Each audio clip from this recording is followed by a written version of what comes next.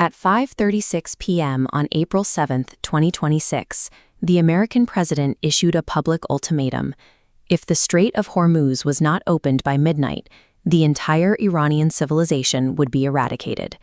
This threat arrived after 50 days of continuous warfare that had already claimed over 4,000 lives. The casualties span the region: over 2,000 in Iran, 2,100 in Lebanon, and dozens of soldiers from both Israel and the United States. The danger was not limited to frontline combat. 4 separate bombs had been dropped in the immediate vicinity of the Bushehr nuclear power plant. A direct hit on this facility would have triggered a radiological disaster on the scale of Chernobyl, contaminating the Persian Gulf's water and life for generations. While the United States administration spoke of absolute military control, the reality on the ground was increasingly erratic. Regional leaders were making independent strikes, and munitions were falling dangerously close to a regional nuclear catastrophe.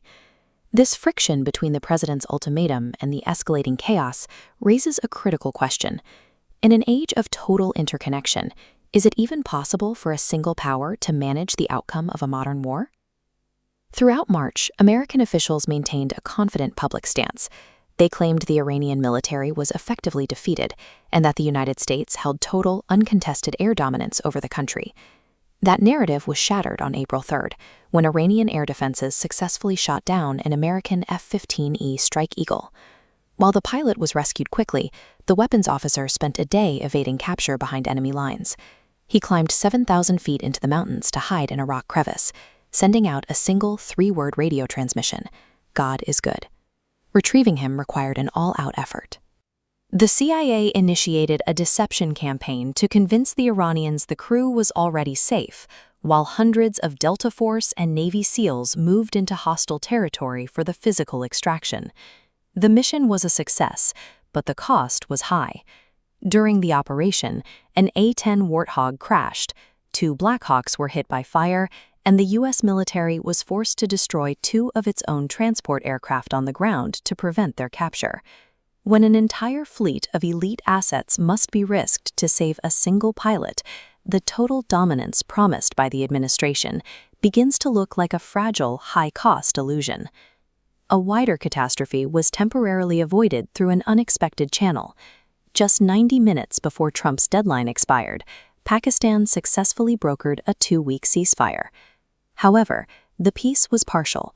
Hours after the deal was signed, Israel launched its most intense bombing campaign in Lebanon to date. Prime Minister Netanyahu argued that because Lebanon wasn't explicitly named in the U.S.-Iran deal, the ceasefire simply didn't apply there.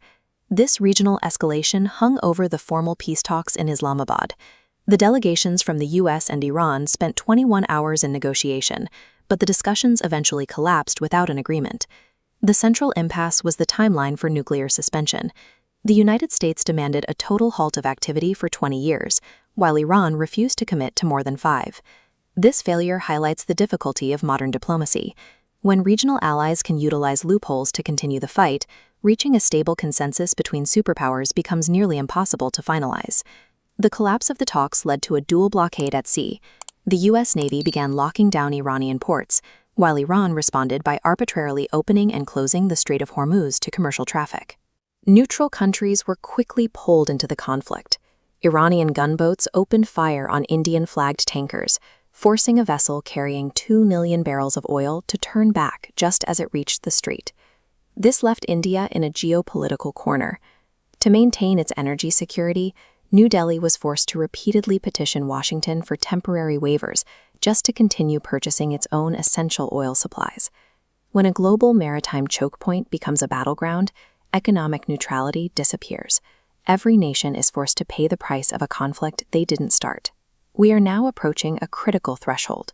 On April 22nd, the temporary ceasefire expires, threatening to return the global economy to the edge of the abyss.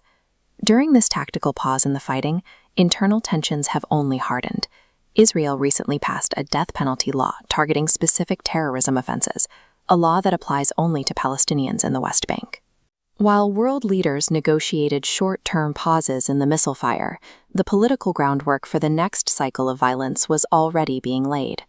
The events of 2026 demonstrate that a localized dispute over a nuclear facility or a shipping lane will eventually mutate. The world's economies and alliances are too entangled for any war to remain contained. In an interconnected world, the belief that any one leader can truly control these forces is an illusion, and that illusion is exactly what leads civilizations to the brink.